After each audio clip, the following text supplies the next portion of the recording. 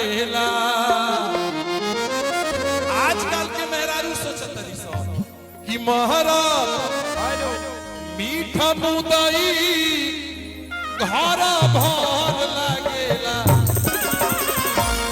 क्षमा प्राप्ति बनी जितेंद्र भैया आपके स्वागत करते हैं अपना धरती पर अपना गाँव में जे भी गोलू के साथ जे भी बड़ भाई छोट भाई उपस्थित बा ये हमारा गाँव है। और पहले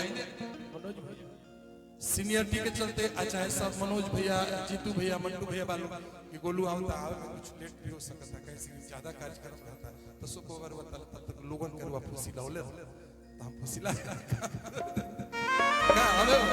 कि महाराज आज का कि महाराज मीठा मुदई घर भर लागेला। गोलू कि मम्मीला जब हम गावत कि मम्मीला नइखे घर जानवा सब हर लागेला। कि अब त ससुई के बोलिया जहर लागेला।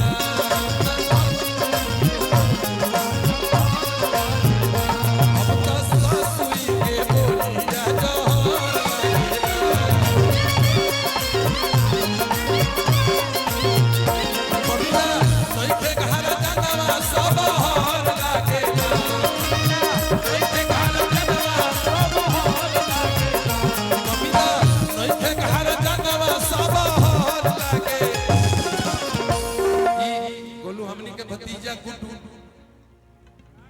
सामाजिक कार्यकर्ता मने समाज में बढ़ चढ़ धन्यवाद दिल से कि मम्मीला नइखे घरा जानवा सब लागेला।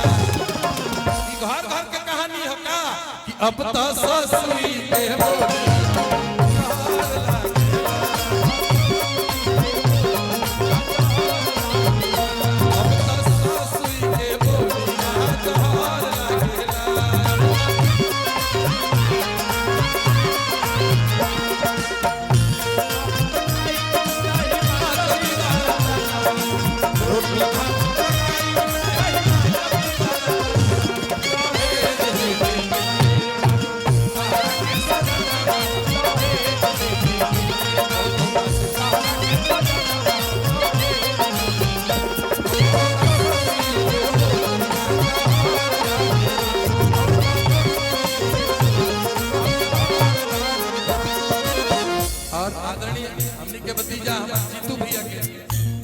गुड्डू बाबू की तरफ से सैकड़ों सैकड़ों हजारों रुपया के आशीर्वाद माता रानी की कृपा सदैव बबुआ के ऊपर बनल रहे। दिल से धन्यवाद।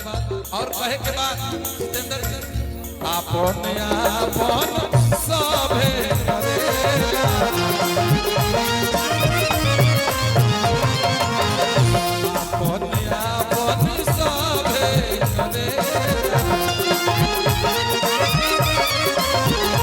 आपन आपन सभे करेला।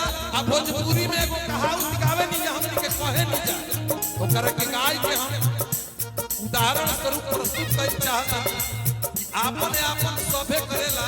आ सुनील भैया हमारे पैक्स अध्यक्ष और हमारा पेट्रोल पंप के मालिक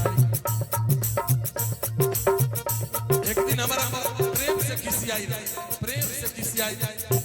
कि हमर गाड़ी रवा ले गनी ओमे तेल काहे डलवा पेट्रोल पंप करे के बाद दिल से धन्यवाद भैया के भगवान बनौले रखो सही तरीके कि आपन आपन सभे करेला। आपन आपन सभे करेला संयुक्त परिवार में। लेकिन अगर सुइयो सांझ में हो गई कि सांझे के सुई से नरा पर चले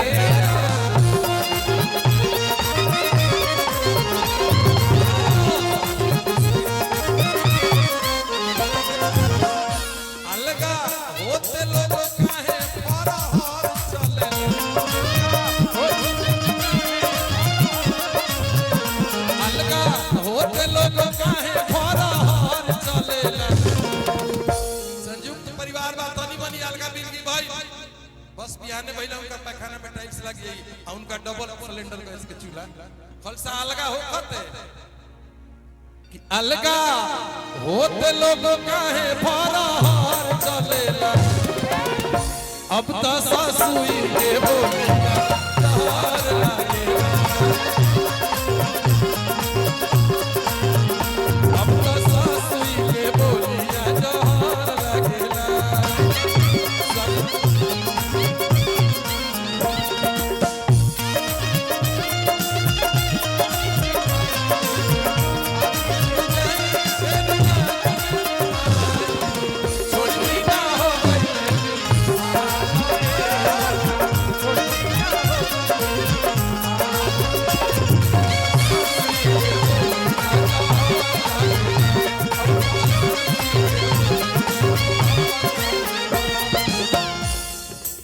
और गीत बहुत लंबा रहा। आखिरी बात जो समाज में लौकता तो गावे के चाहिए गोलुआ गावेला हमार गोलुआ गावेला जो लौकता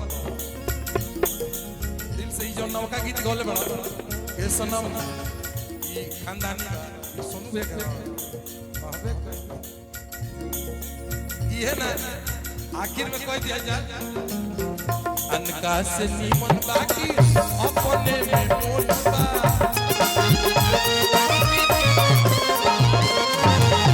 घर के बात अनका से चिकन बाकी अपने में मोटबा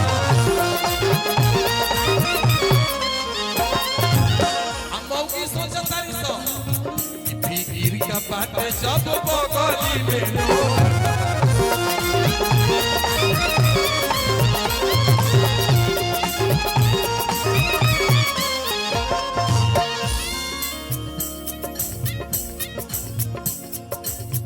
ऐसा बात बा कि अगर कोई दे तो केहू के बुरा भी लाग सकता ना होला के बात ऐसे कि भावे गाँव नहीं का शहर